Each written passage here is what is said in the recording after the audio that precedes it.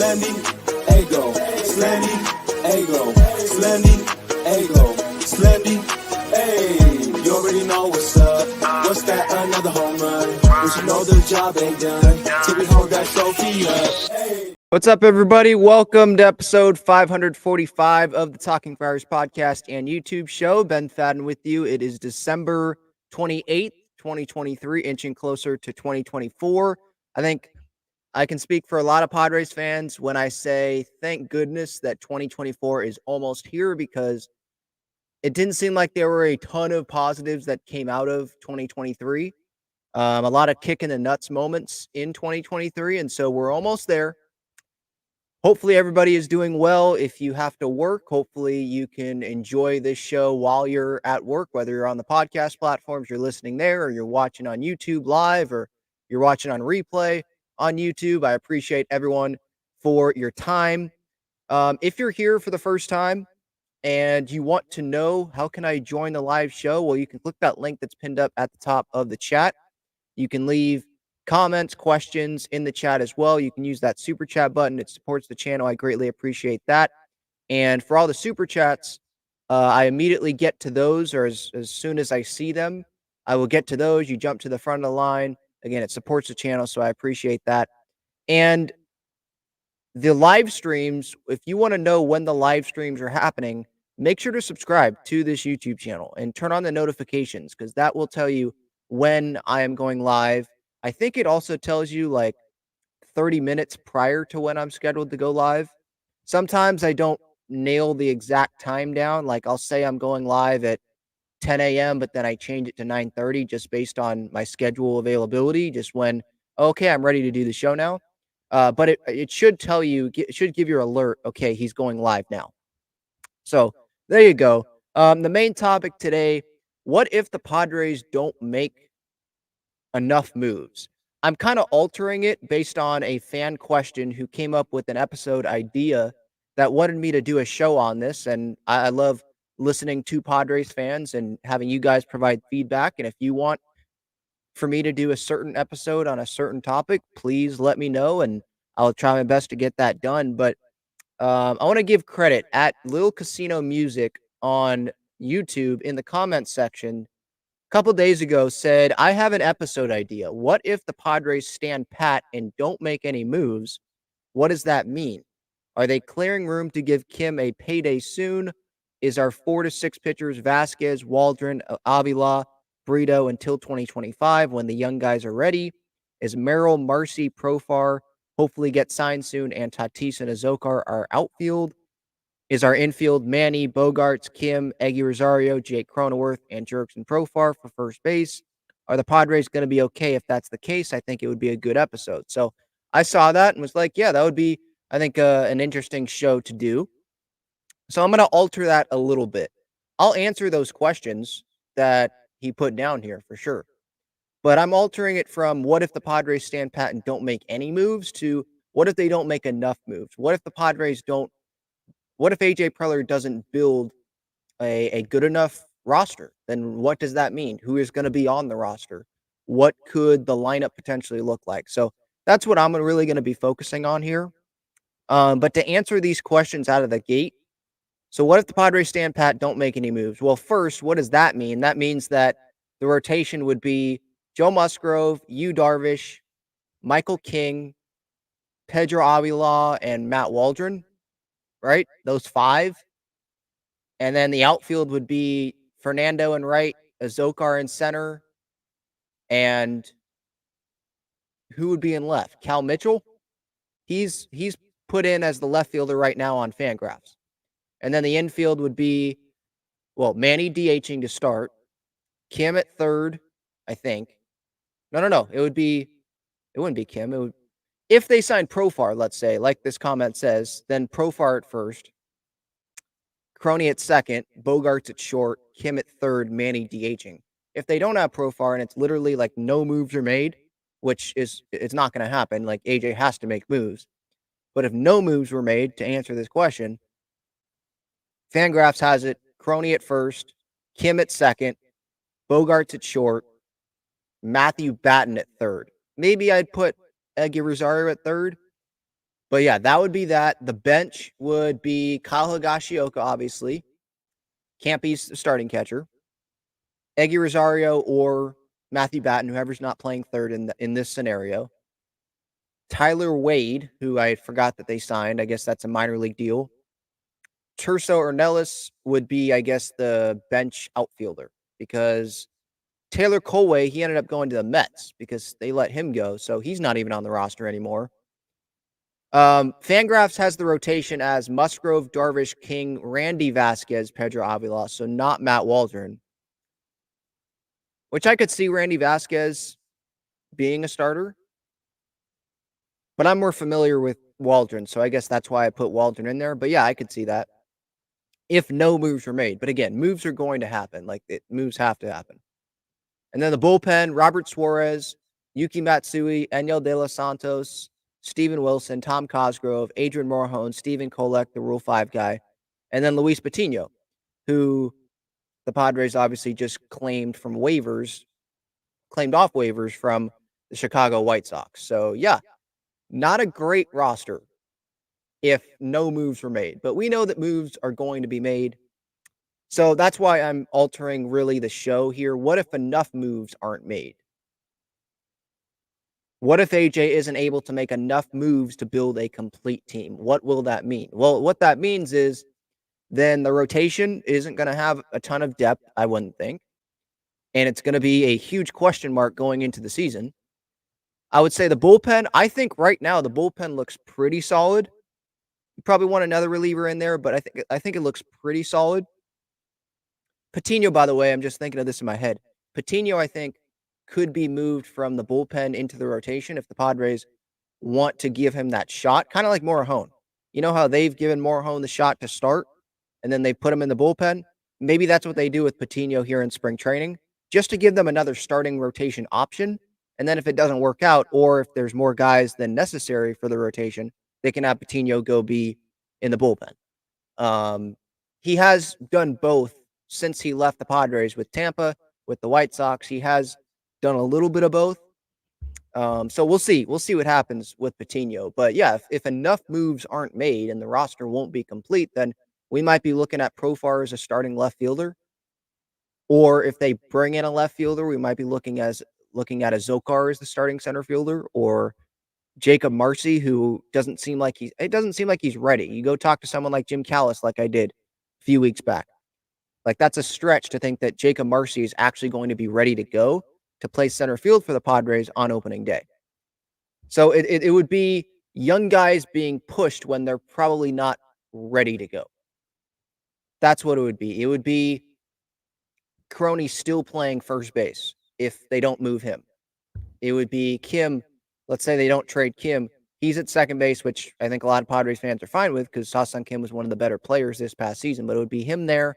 It'll be Bogaerts at short. When Manny's healthy, it would be Manny at third. But then you're just running back something that wasn't successful this past season. Now, I think that those guys are going to bounce back. I think Cronenworth can bounce back. I think Manny and Bogaerts will have better seasons. But what about the outfield? You know, you look at the outfield and it's like, wow, okay, so if they don't make enough moves, the outfield looks like it's in trouble. You know, Fernando can't play all three outfield positions. And then the back end of the rotation, there'd be big question marks there.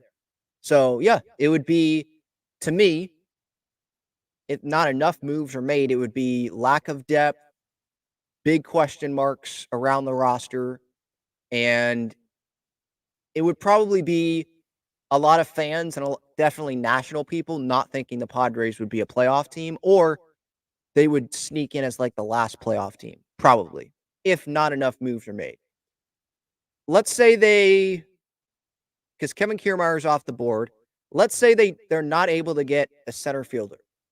So I'm still kind of going down the path of they make moves, but not enough moves, right? So not like no moves, like this question, because I don't think that's realistic. But let's say they bring in, I don't know, Max Kepler to play left field, which I would like, or maybe he'd go in center, but they don't fill out the outfield. One of them is coming from within, the left fielder or the center fielder. And let's say they bring back Jurickson Profar, but are they going to play him every day at first base when they're paying Cronenworth on a long-term deal? So let's say it's that. where it's not a complete roster, but you brought in some pieces, I still think that there's going to be some national people out there that would say that the Padres are not a postseason team. Like, if we look at the postseason picture from this past season, right? And I'm not necessarily looking at the teams that made it this past year, but just looking how many spots there are. And we know that the top seeds, right, they get buys, the 1 and 2 seed going to the NLDS. Who are those playoff teams right now? Like, it's weird to say that, like, right now, like, there's almost no point in saying that because, well, there's so many players that are still out there. Josh Hader is still out there, Cody Bellinger, Blake Snell, Jordan Montgomery, Marcus Stroman. Like, there's a lot of different names that are out there that could impact teams. JD Martinez, I think Justin Turner is a free agent. He's out there.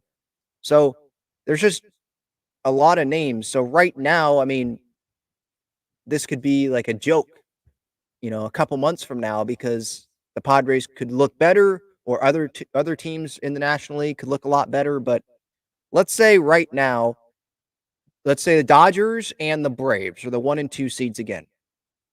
Who are the other playoff teams? Let's say it's the St. Louis Cardinals to win the division. You could say Cubs, but I don't know what they're going to do the rest of this offseason. But I'm saying the Cardinals just for the Central. Let's say they're the 3 seed because they're the other division winner. Phillies are in. Who else would be in? Would we go Cubs? I don't know if we would go with the Miami Marlins again. Phillies, Brave. Would you go Mets? I don't know. They're trying to take a step back. So, I mean, we have how many? We have 2 more slots to fill here. What about the D-backs? Would you say the Diamondbacks are ahead of the Padres right now coming off of the World Series? Maybe. Let's put the D-backs in there, right? I don't think the Brewers are, but let's go D-backs, Phillies, the 3 seed. I said Cardinals, and so that leaves 1 more slot. Who's that 1 more slot? Is it the Marlins? Is it the Mets? Is it the Padres? Is it the Giants? Is it the Brewers? Is it the Cubs?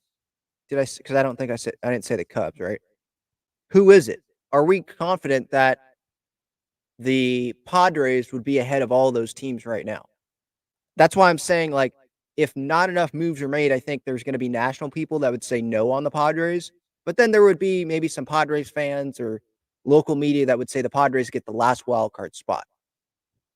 And for me, like, I just want them to get in and then see what happens. If they get in, they're probably playing good enough baseball.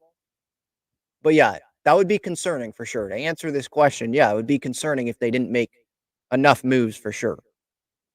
I'm just trying to go to the rest of this question here from this fan here. Are they clearing room? So if the Padres stand pat, would they be clearing room to give Ha-Seong Kim a payday soon? I don't think so. I don't think them standing pat is them saving money. I think for Ha-Seong Kim for an extension, I think that they've already like made their bed and they have to lay in it. Like Bogarts is here, Manny's here, Cronenworth is here, Merrill's coming up. I don't see Ha-Seong Kim as a part of this team long term. I just don't see that.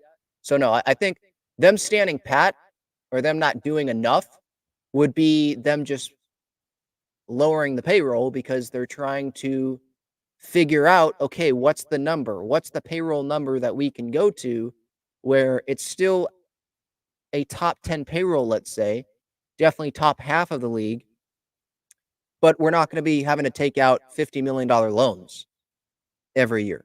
That's what I think that would be, is them scaling back the payroll, obviously, saying, hey, we have this star talent, and they're just trying to find that right spot.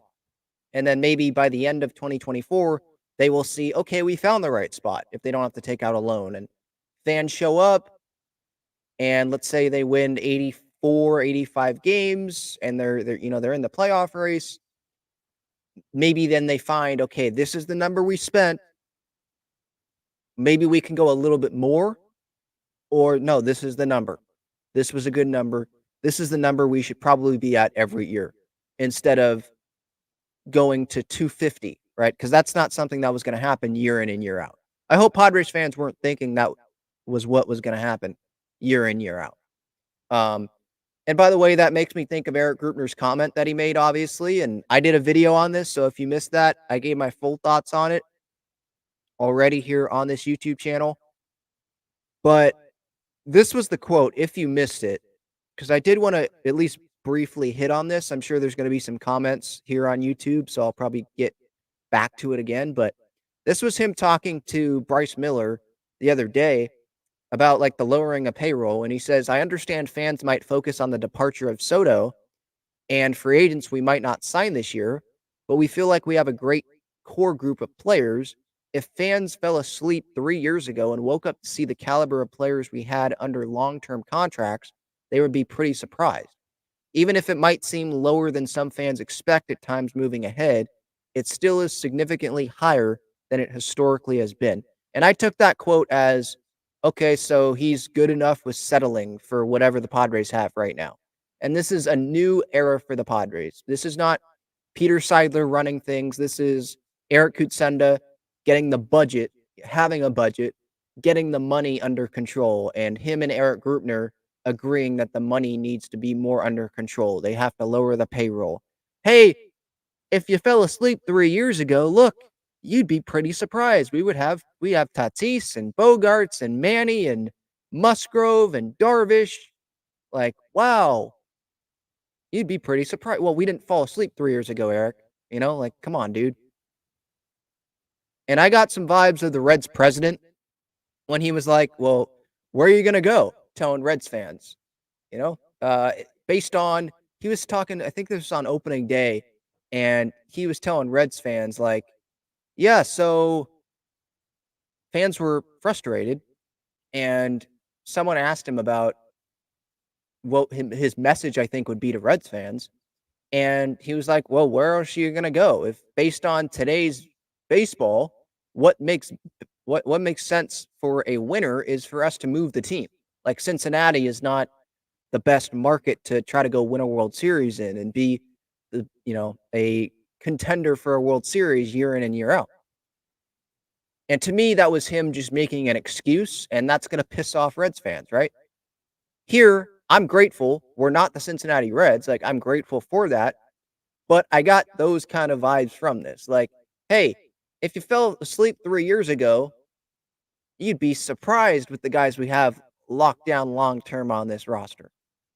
Yeah, but what about the other guys that have left this roster because of the other moves that have had to, or the other moves that not had to have been made, but other moves that have been made by AJ Preller, by people in this Padres organization, bringing in players or extending players that didn't need to be extended at that point in time, right?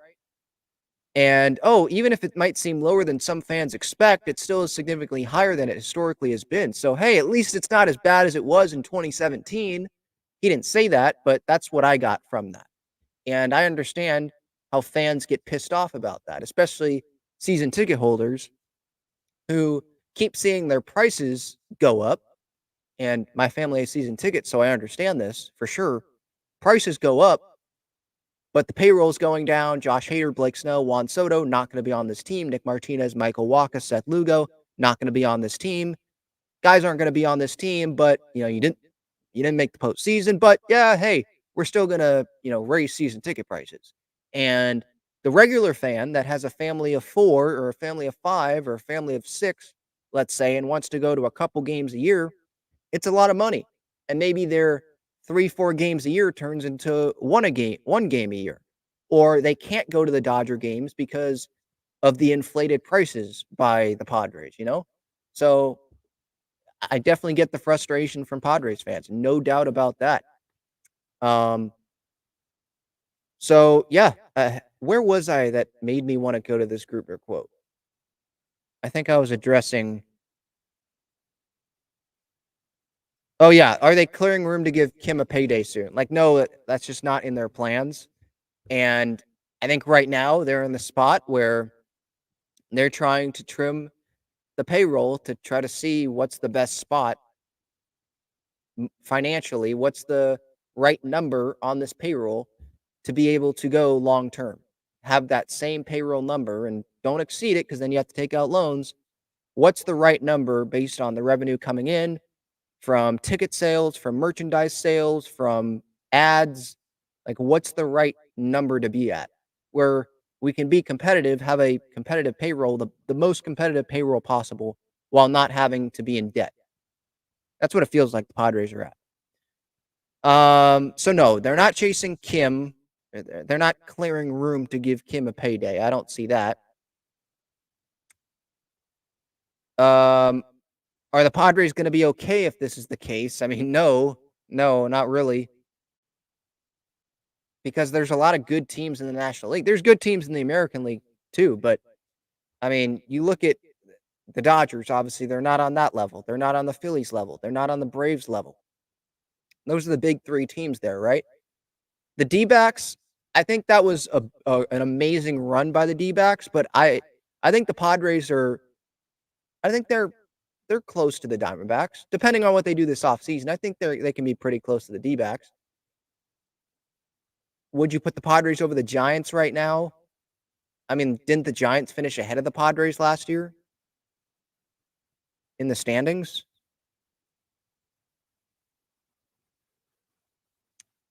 No, they did. Okay, so Padres 3rd place, D-backs was 2nd, Giants were 4th. I mean, so I'd put the Padres and D-backs a little bit ahead of the Giants. But how much ahead is the big question. Like the D-backs, I thought that was an amazing run, and it was a great end to their season, right? Like getting to the World Series, like holy cow. But are they going to do that year in and year out? Is this going to be a postseason team year in, year out? I'm not so sure about that. But yeah, I think we have to put the D-backs ahead of the Padres a little bit. I wouldn't put the D-backs a lot ahead of the Padres because there was a lot of things that happened this past year that probably aren't going to happen again with the Padres. But yeah, who are the teams right now? I mean, Braves, Phillies. Would you put the Cubs ahead? Would you put the Cardinals ahead? I know they just went 71 and 91, but they've signed some guys already this offseason. Let's not go anyone in the NL Central because I think we're guessing there. You know, the Brewers, it feels like they're just, trying to go rebuild. Braves, Phillies, Dodgers, D-backs. So 4 teams there that are ahead of the Padres right now, at least. And then maybe the Marlins, maybe a team like the Cubs, maybe the Brewers, just basing it off of what happened last year before you even get to the Padres. And there needs to be a 5th team in the playoff picture because the NL Central champ obviously makes it. So, yeah, like right now, the Padres would be one of those on the bubble teams or in that bubble of missing the playoffs, just getting in. I feel like that's where they would be at for sure. So yeah, moves need to be made. Like it definitely would not be good enough just to, sit there going into the year with this rotation, with this outfield. I mean, this outfield, it's Tatis and that's it. Jose Zokar knows this. That's not someone that you want playing center field every day, is it? I don't think so. All right, let's get to the chat. But first, quick message about Gaglione Bros. Check out Gaglione Bros' famous cheesesteaks and garlic fries on Friars Road. You can visit their website, gaglionebros.com, for their entire menu and enjoy their cheesesteaks and fries at Petco Park and Snapdragon Stadium as well. All right, let's go to the chat. Devin says it's hard to dictate what Preller is going to do. It is and it isn't. Like, I think with the Padres' plan right now, I think it's pretty obvious that they're probably not going to have to make all of their moves via free agency, or at least they're not going to be able to do that. Unless you want to fill your team with a bunch of Kevin Pillars on like 1 year, $5 million deals. You're going to have to trade to get maybe controllable, cheaper pitching or a cheaper outfield. Because these guys, Isaiah Kiner Falefa, who had a .2 F4 this past year, just got $7.5 million a year from the Toronto Blue Jays, a 2-year, $15 million deal. IKF And that he's not a starter. He's a bench player, platoon guy. So if you want an everyday center fielder, you want an everyday left fielder. I mean, look what Kevin Kiermaier got. And he's not a top of the order guy. He's a bottom of the order guy. He got what, $10.5 million, I think, from the Blue Jays on that 1-year deal. That's an option off the board for the Padres, obviously. So what's Harrison Bader going to cost? What's Michael A. Taylor going to cost, who's coming off of a good year for him? What's David Peralta going to cost? What's Tommy Pham going to cost, who was just in the World Series, So if you want to build an outfield, a rotation, I think we know that Preller is going to, waiting for January. He already said that, waiting for January, and he's going to be probably making at least another trade, one other trade. Like, that's just what's going to have to happen here. Viva Padre says the Cy Young Award winner still hasn't signed with the team, and it's nearly January. Yeah, that's true, but I think a lot of people were waiting for Ohtani, Yamamoto to sign, and now there's the holidays, and maybe teams are waiting for Snell's price to come down a little bit. We don't know what exactly is Snell asking for, or what is Boris asking for on behalf of Snell.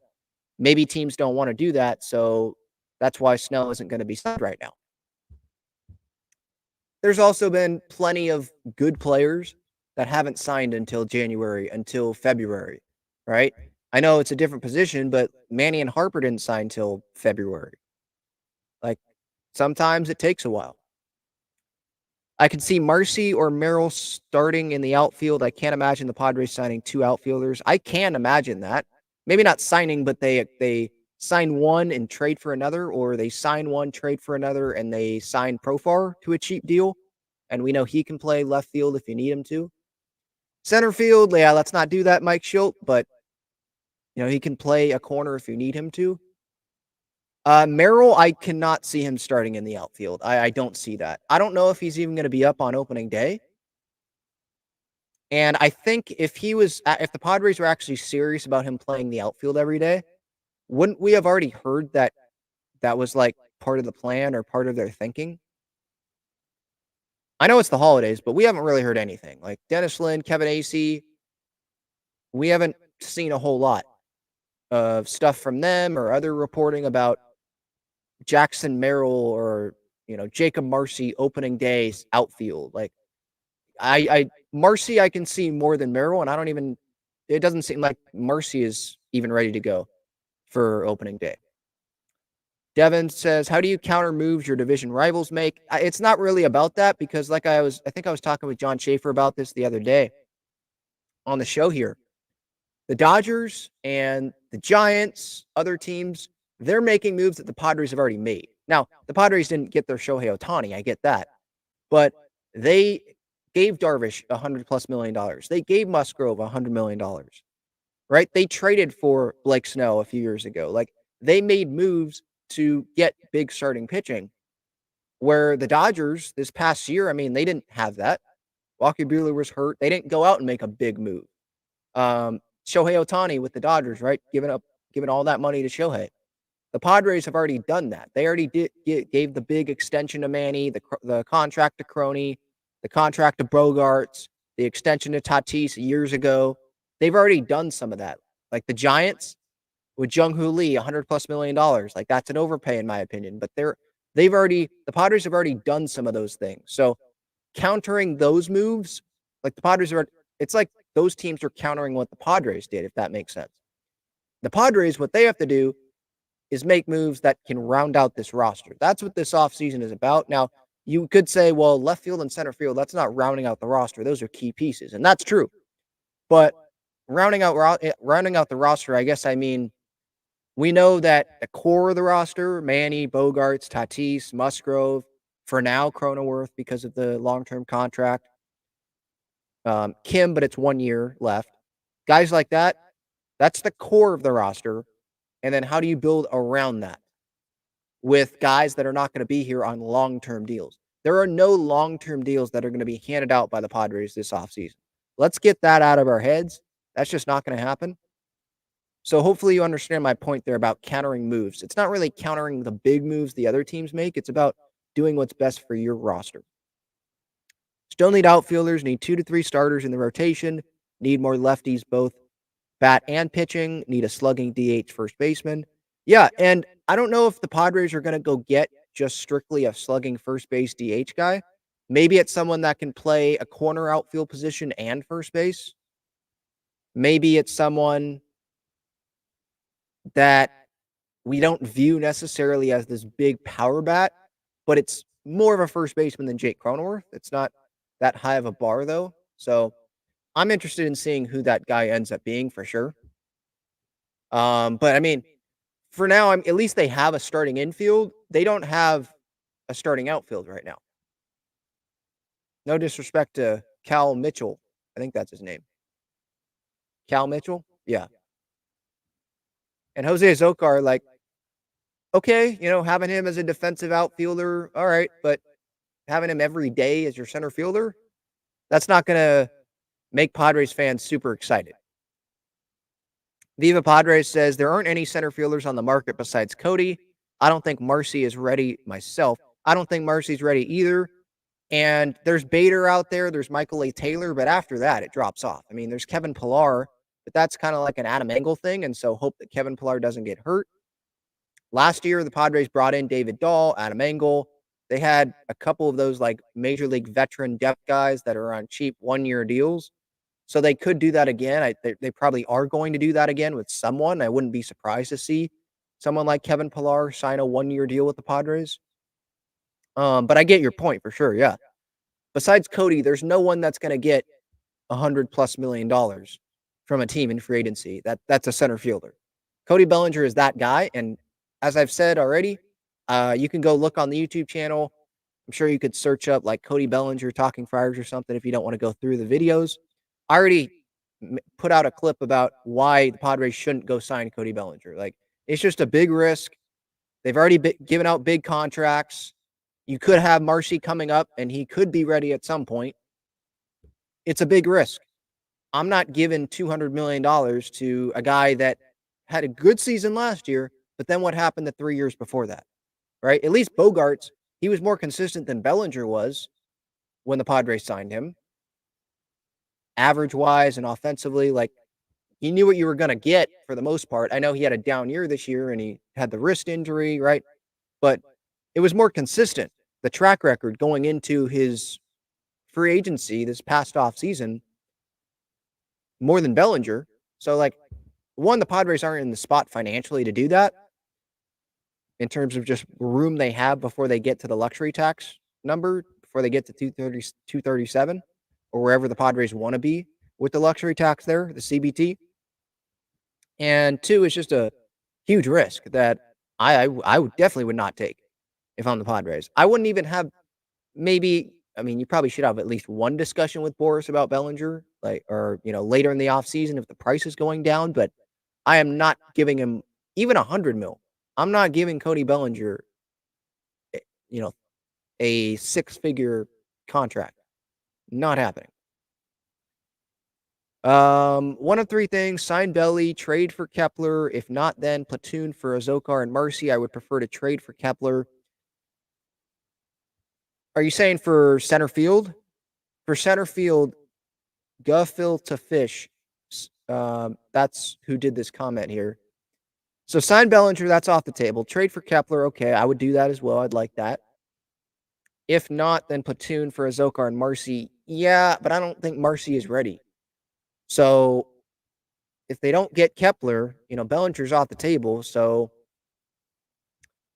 then you're having Azocar be the everyday center fielder there. That goes back to what I've been saying earlier in this show. That's not great. That's not great if the Padres don't build a complete roster, including center field and left field. Because it feels like right now, things could change, but it feels like Tatis is the Padres' right fielder. It doesn't feel like he's going to move to center. Are we going to see clips of Tatis shagging balls in center field in spring training? Yes. I would be surprised if we don't see a clip of Tatis shagging in center field, because that's just the right thing to do, is for the Padres to have him take some reps out there in center field in case something happens, because you never know what could happen. But he's a right fielder, I think. Juan says, accept reality. Win now mode. It's over. They gambled and they lost. Mediocre players. It's the way the front office will play. I disagree with win now mode being over. Now, if you think that win now mode is $250 million payroll and that's the only win now mode there is, okay, then yeah. Like, that's not going to be happening consistently. But they can still be in win now mode. I mean, they still have Manny, Tatis, and Bogarts on this team. You still have Darvish and Musgrove on this team. You just brought in Michael King, who I think is a talented arm. Randy Vasquez and Johnny Brito are talented. We know Robert Suarez is talented. It seems like Yuki Matsui is talented. We know Tom Cosgrove is talented. Luis Camposano, the positive offensive things that he showed this past season. Kyle Higashioka, one of the solid backup catchers in baseball. Cronenworth, I think, is going to bounce back. You still have Ha-Sung Kim for a year. Like, I think that they have solid pieces. They just have to round this roster out. So I still think that they're in win now mode. They're not in all in Peter Seidler win now mode because Peter Seidler was the one that was driving that ship there. Sure, they don't have Juan Soto and Josh Hader and Blake Snell, but they weren't going to pay those guys. So they're in win now mode. I think scale win now mode light, I guess, if that's how you want to put it. I think they're still trying to win. It just doesn't look like they're in all in win now mode because some of the players that are leaving this roster that we knew that was going to happen, by the way. Like, yeah, 2023, all these moves that keep happening and we're seeing players sign with other teams and things that are happening. It just feels more and more, at least the thought more and more in my head keeps coming out like, man, that freaking 2023 team, how much they blew it, how much Bomel and these guys that didn't step up, how much these guys blew it. You know, Peter Seidler's last year as the chairman of the Padres here with us in real life. All the fans showing up. You have Hader, you have Snell, you have Soto, you have all this. Snell saying in the clubhouse, I'm never going to be on a team with this much talent ever again. And you missed the postseason. I mean, the Miami Marlins made the postseason. Like, I'm not trying to disrespect Skip Schumacher and his team, but they made the postseason. And what was the Marlins record this past year? Marlins 2023. It was like 83 wins, 84 wins, 84 and 78. To think that the 2023 Padres could not win 84 games. It's just embarrassing. So yeah, you keep thinking like, man, 2023, that was the all-in win now mode, the big gamble, and they couldn't even make the postseason. Just a kick in the nuts. It sucks, I know. But they can still be in win now mode light, I guess, if that's what it is. Like, I still think they're trying to win. And they better be still trying to win. But with some of the moves that they have made this offseason, like, you can tell that they are still trying to win in the circumstances that they have, the circumstances that they have been dealt, the circumstances that they have put themselves in as well. But yeah, I understand fans that don't think it's like that because of some of the big names that are coming off of the roster. But we knew that these big names are not going to be here for the next decade, all of them. That's just how baseball works. You can't pay everyone unless you're the Dodgers, and then you can defer, 97% of a contract because the guy's Japanese and he makes $50 million a year in endorsement money. If you're the Padres, you can't bring everybody back. That's just how it is. Yeah, and here you go. Yeah, baseball is a funny game. Phil to Fish says here, you don't need megastars at every position to win. And you're right. So you can be in win now mode and not have superstars at every position. Like the Texas Rangers, did they have superstars at every position? No. Did they have stars? Yeah, they had Marcus Semien, they had Corey Seager, position player wise. But guess what? They had some other guys that we didn't know a ton about step up, like Adolis Garcia, like someone like Joda Heim, Evan Carter as a rookie. They had those guys step up.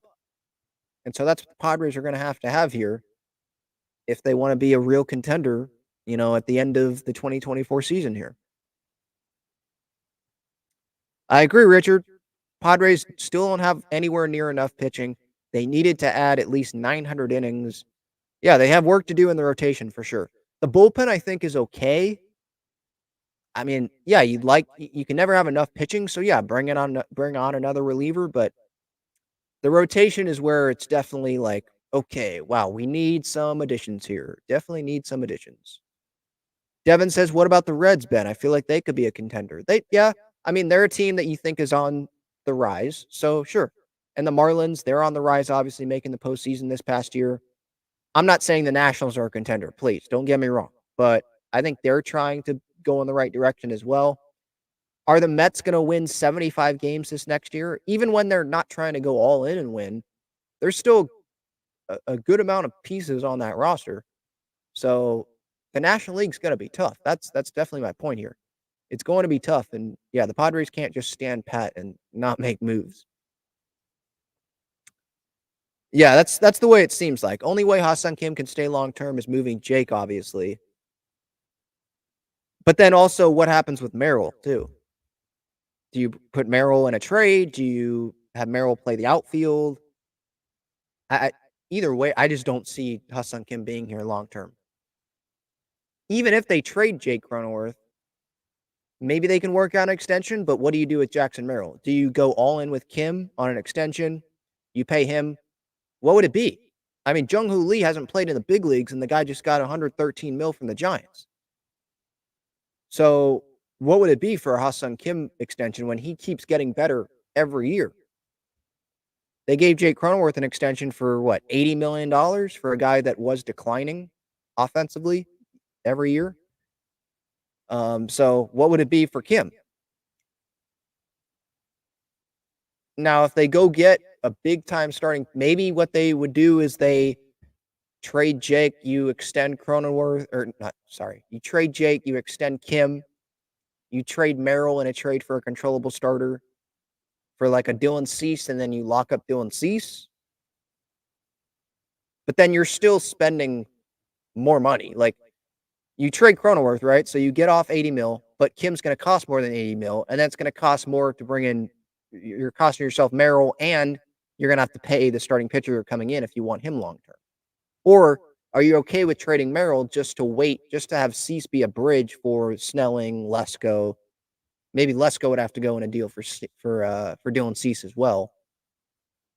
I'm just throwing some stuff out there, but yeah, Ha-Seong Kim, he's not staying. Joseph says, I heard Mets were interested in Cronenworth. I have not seen that. Why would they be interested in Jake Cronenworth? When they're focused on, maybe they're not focused on it, but Pete Alonso's going to be a free agent coming up.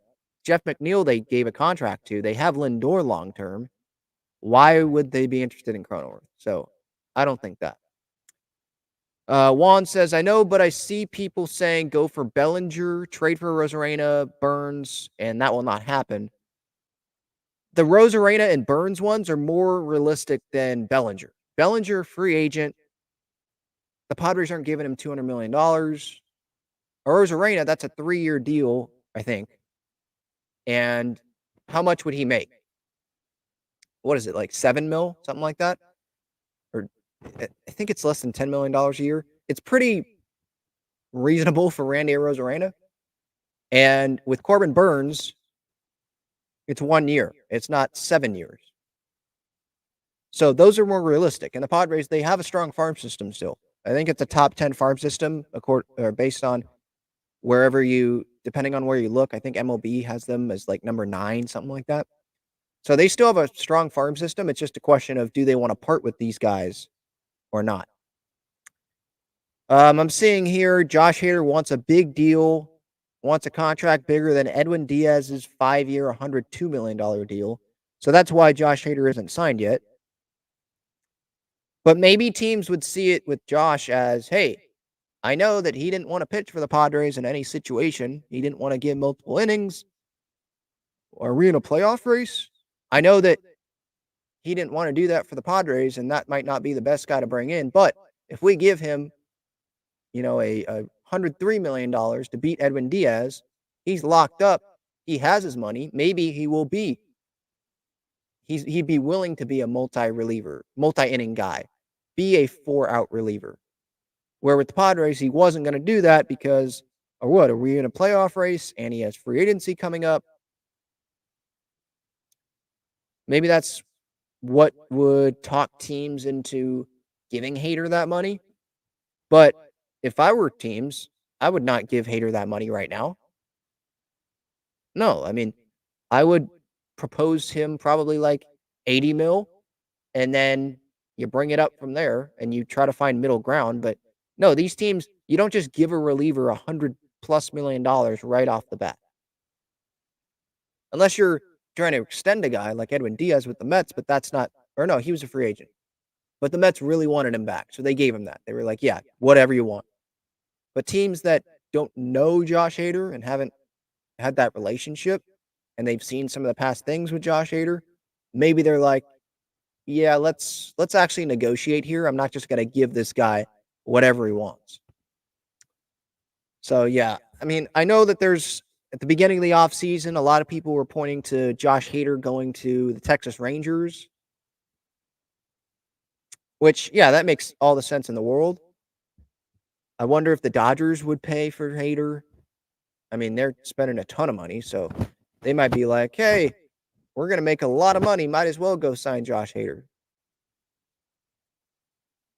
Maybe it's an off-the-wall team that wants to make a big move, signal to their fan base, hey, we're trying to win.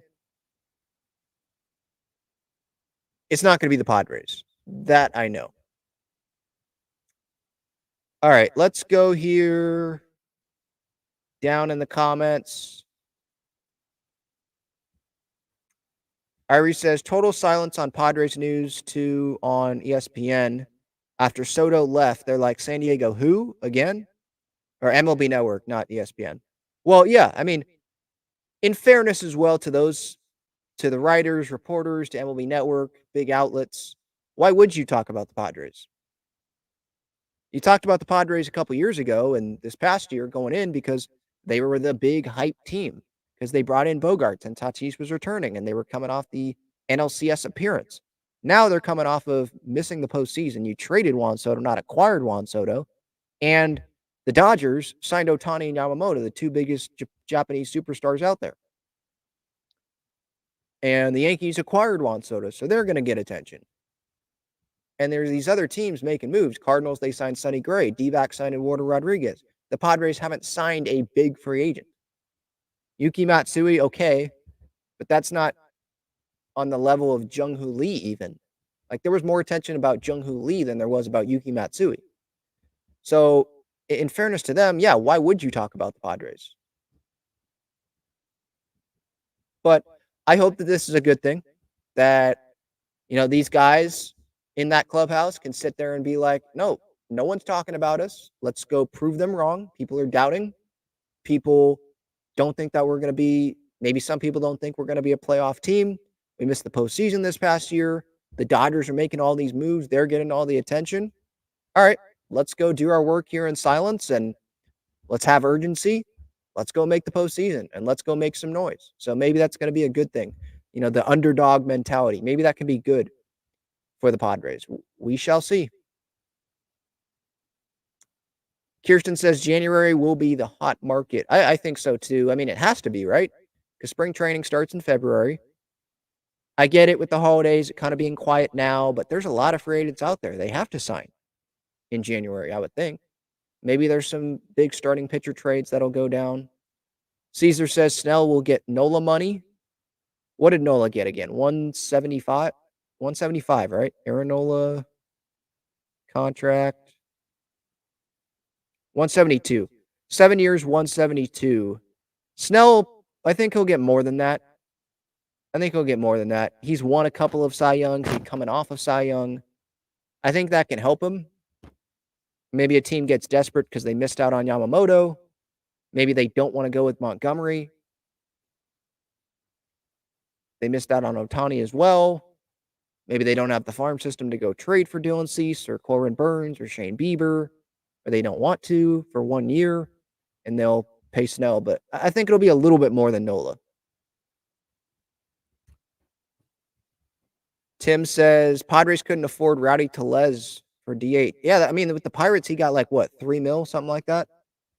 I think that he was probably like given the starting spot, and maybe he just wanted to be signed and get it over with instead of waiting like a lot of guys are now and still waiting for other guys to sign in front of him before those teams want to go do business with them. And maybe at that time the Padres didn't. Maybe they were still looking because he signed a little bit of a little while ago, right? Maybe they were still pondering: Are we going to trade Cronenworth or not? Are we going to trade Kim? What's going to happen here? So maybe they were still wondering, and then Tellez signed, and they were like, "Well, we can go get someone else for $3 million if we need to. We can just bring back Garrett Cooper." Maybe they didn't. Maybe they weren't big fans of Rowdy Tellez. But yeah, I saw that at that point too, and I was like, "What? You couldn't give Rowdy Tellez $3 million? Really? The Pirates beat you for Rowdy Tellez?" But who knows if they were even interested in Rowdy Tellez. Matthew says, Bellinger, baby. No, Bellinger, baby, actually. Please, no Bellinger.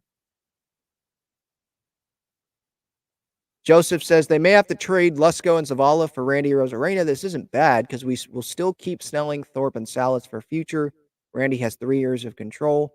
Yeah, for Randy Rosarena, Lusko and Zavala, if I'm trading for a pitcher, I think I'd be more fine with giving up Dylan Lusko.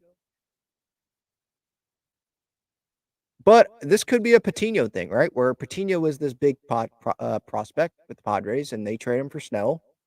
But again, they trade him for a pitcher. They trade him, doesn't do a whole lot, and they end up winning the trade. If that trade happened like right now, the Padres acquire Rosarena, and they trade Lusko, I would be like, okay, well, Lusko hurts, but we have Randy Rosarena. We filled a big hole on this team. Like, I'm happy about that. So yeah, I would probably do that.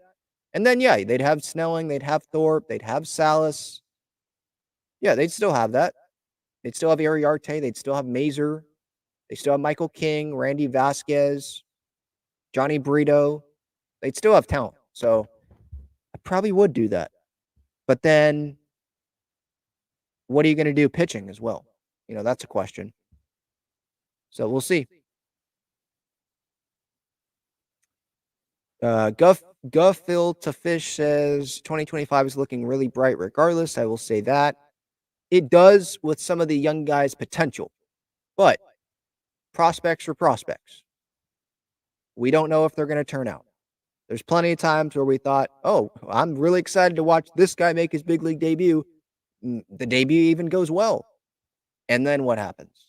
It doesn't turn out the way we were hoping it to be. So prospects are prospects. It might look bright, but it might not end up being as bright as we thought. But yeah, you know, having Snelling come up, let's say 2025, and you have Musgrove, you have Darvish, you have Michael King, you have Iriarte, or maybe you acquire a pitcher. Maybe the Padres spend in free agency next offseason when Burns and Bieber are out there. Yeah, it could look much better than what the rotation looks like right now, for sure. And then position player wise, Merrill up, Marcy up if he doesn't get dealt. Maybe have some clarity on some of the other position players. Are they on the roster? Are they not? But it is hard for me to look at 2025 right now. Like, I'm so focused on 2024.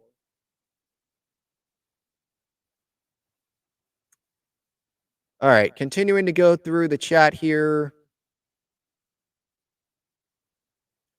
The Beef says, Ben, you really think we are postseason bound with Batten and Dixon? Possible Marcy. If one steps up to play at MLB potential, that's great, but I'm worried. I think that if they don't make any moves, and you're saying like this, where Batten is playing because Manny's DHing, let's say, and they have Brandon Dixon as a bench player or something like that, I would probably say that this team is going to be, if guys perform better than this past season, I think, now it also depends what are they going to do with the rotation, right?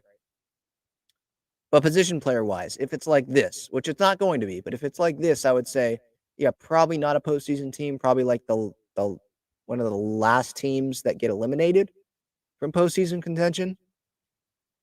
I think they can, be up there with probably like San Francisco and Miami, maybe one of the NL Central teams, maybe the Mets, maybe on that level. But yeah, I would probably say no, they're not a playoff team with how it is right now, for sure. I mean, yeah, there's a lot of holes on this roster. So no, I'm not saying that. I don't think that they're a for sure playoff team like this. No. Yeah, Eddie Rosario, lefty bat. I think he's a name that they could sign. He hasn't been signed, right? There are some of the smaller moves that have happened over kind of this holiday period here. I don't think Eddie Rosario is signed. Winker could be like the David Dahl. Just bring him in on a minor league. Or it was David. I think David Dahl. David Dahl may have been a major league deal. But no, that was Angle. Dahl might have been the minor league deal. But yeah, bring him in on like a minor league deal. And maybe he ends up being a bench guy, a bench outfielder. I hope he wouldn't be the starting outfielder like David Dahl was this past year on opening day. I know because Tatis was suspended, but yeah, Winker. I mean, Eddie Rosario, Winker is a minor league deal. I wouldn't mind those guys. I think there are still a little bit better options out there, and I'm high on Max Kepler, but that's $10 million, and the Twins probably want pitching and major league pitching, and the Padres, that's something they need as well. So I don't know. Maybe that would be a 3-team trade situation, not just 2 teams. Alex here says, do you have any worry that if the Padres don't win, that Manny or X will waive their no trades? Mine is at like 10% right now. No. Manny is here, I think, the rest of his career. Bogarts, maybe, because he hasn't been here that long. He doesn't have like that huge connection with the city. And I think if the Padres approach him and be like, yeah, we want to trade you, then yeah, he'd probably waive the clause because why would he want to be with a team that doesn't want him, right? Where Manny and the Padres, Manny being, the co-owner with San Diego FC or minority owner, whatever you call it, with the MLS club, and him having the house in San Diego and the long-term contract, the second contract with the Padres. I think Xander is more likely, but right now I don't worry about that because one, I mean, good luck finding someone that wants the Xander Bogaerts contract. And Manny, I don't think they'd trade him anyway. So no, I don't. That's not even in my head as a possibility. And I think there's Padre fans out there that would be like, why would I be worried if Xander worried about Xander waiving his no trade clause? I want Xander gone. I think that's what many Padres fans think because they know that contract already looks like a bad choice by the Padres. I'm not giving up on Xander. Like I've seen the track record. I think he can bounce back, but yeah, even I will sit here and realize like, yeah, that wasn't the best. I think we all realized it at the time. Given Xander Bogaerts $280 million, that was not necessary. And it just felt like the Padres were, or whether this was Peter Seidler or AJ or both, they were so set on, we're going to get another star. I don't care who it is. And the options came off the board and Xander was left. And they were like, all right, we're giving Xander this then. Without like realizing the other guys that were on the roster and the other shortstops that they had. And I'm fine with Tatis being in the outfield right now. The way that has worked out, like, yeah, I'm fine with that. But if they didn't have Xander, they could have Kim at shortstop right now. They could have a spot for Cronenworth where he's most valuable at second base. They could have Merrill come up and be the shortstop or be the second baseman, But with Xander there, it just creates more problems. And on top of it's not like he's making $750,000. No, he's making what, 30 mil a year, 28 mil a year, whatever it is, 25 a year. What's the AAV on that? 280. Yeah, a little over 25 mil a year on the AAV. So it's like a double Double whammy. Quan asks, is Trout or a Rosarena a Dodger yet? Let's complete this ridiculousness. Yeah, a Rosarena, I thought that if he was going to be a Dodger, he would have been traded with Glass now, but they already acquired Manny Margot. I'm not saying it can't happen, but I don't think a Rosarena is going to be a Dodger. So I guess that's a good thing for the Padres. Trout, he's not being traded by the Angels. I think they've already said that. So I think Perry Minasian has already said that. With the Dodgers, I mean, I don't know what else. What else are they going to do? Would it probably relievers, right? I saw Emmanuel Clase's name being thrown out there. Probably relievers is what they have left to do, right? Maybe another outfield bat, because I don't know if they'd have Margot be starting every day, and Hayward is kind of a platoon guy, I think. So one more outfielder, relief help, I guess, is what they'd be doing.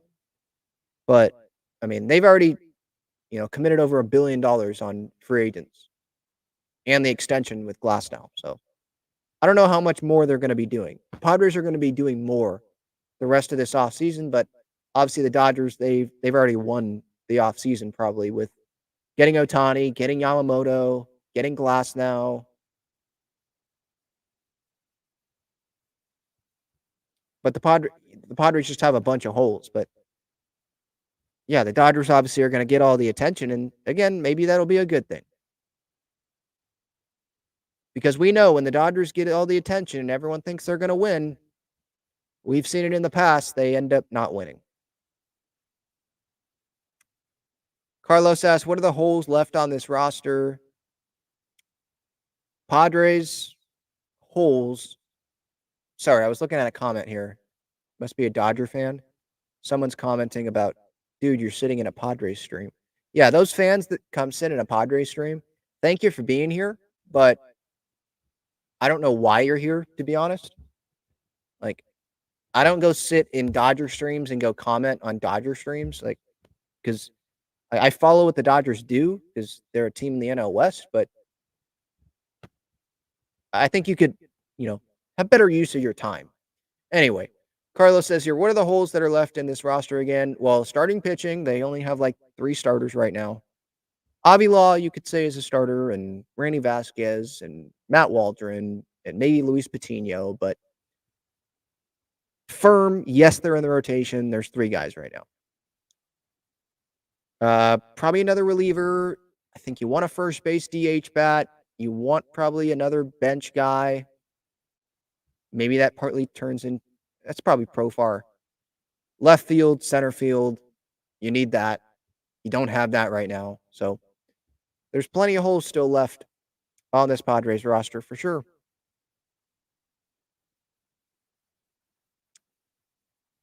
Guffield to Fish says, I trust AJ will do something. He and Schilt are under a lot of pressure these next 2 years. Yeah, they're under a lot of pressure this year. I know Schilt was a 2-year contract. AJ's 3 more years, but they could fire those guys after this year. I mean, if they don't make the postseason this year, this ownership, Eric Kutsenda, although we've never heard him talk, we haven't seen him on video in a Padres press conference or anything like that. It's Eric Grubner that's speaking, not Kutsenda. This ownership group, what we know is they don't like they don't like AJ Preller as much as Peter Seidler did. And we know that because no one liked AJ Preller more than Peter Seidler. So if AJ doesn't win, that will be a decade, right? A decade. 15, 16, 17, 18, 19, 20, 21, 22, 23, 20. Yeah. It would be a decade of seasons. And you would have made the postseason twice in that entire tenure. Twice. And one of them was a short year. 2020 and 2022. And 2022 was great. NLCS run, great. But though that was sandwiched in between a huge collapse and then 2023, the biggest disappointment in franchise history. One of the more disappointing teams in Major League Baseball history, not just franchise history. And so 2 playoff appearances in a decade, if they don't make the playoffs in 2023, this ownership group, I would not be surprised to see them say, AJ, you're done. And maybe Mike Schilt goes with them because they're maybe a package deal. And the new GM that comes in, guess what? They want to hire their own people. So yeah, they're not just these next 2 years, but this next year. Let's just start with 2024. This offseason, this next season, there's a lot of pressure under AJ Preller. He doesn't have that Peter Seidler safety net. All right. Any more comments to get to here?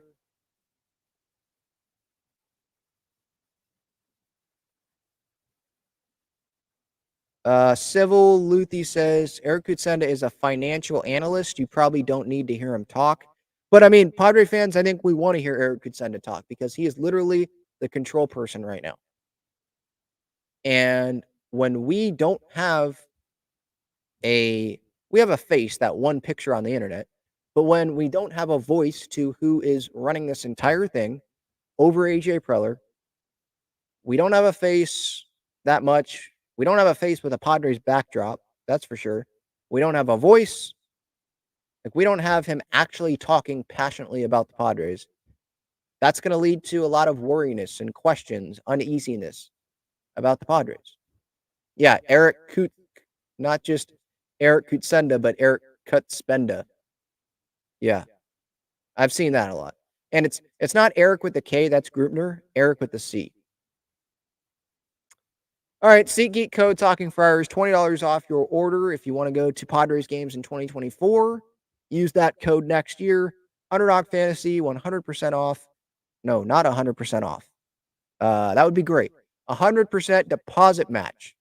So I guess it's 100% off on the deposit match. 100% deposit match up to $100. Click that link in the description. Underdog Fantasy, MLB, coming up next year, obviously, but there's NBA, there's NFL, there's college basketball, there's college football, bowl games. The Holiday Bowl was last night. USC, my goodness. Miller Moss, I think that was his name. Dude turned into like Aaron Rodgers out there. 6 touchdowns, I think he passed for. Holy cow, they beat Louisville. A lot of sporting events going on. There's pick'ems, there's drafts. Please use Underdog Fantasy. Great stuff over there. And Breaking Tea, Foco. Foco has some great Padres bobbleheads. Breaking Tea has some great Padres, Aztecs, Wave shirts and sweatshirts. They have other sports as well. If you're a fan of another team that's not San Diego, go check them out. Link in the description. And obviously, Gaglione Bros, the main sponsor, partner of this show, the best cheesesteaks in San Diego. Great garlic fries as well. There's the cheesesteak fries. Their main location is on Friars Road. Gaglione Bros, you got their website, the link in the description. And then in the website, there's the phone number, the address, all that. They'll hook you up. So please use all these to your advantage. Want to help you out there. Thank you all for the time. Episode 545, Talking Friars podcast and YouTube show. Hopefully you enjoyed it. I'm trying to be as consistent as I can, even though there's like nothing happening in Padres world right now in the off season. On this YouTube channel, hopefully I'll get something up daily. Here's the episode for today, assuming that there's nothing else that's going to happen later today. I have thoughts on Kevin Kiermaier not being an option for the Padres anymore. You can check that out. Eric Grupner, the comments that he made the other day. I have a video out on that. So stay tuned for the rest of the offseason content. Without further ado, though, that is it, and enjoy the rest of your day. See ya.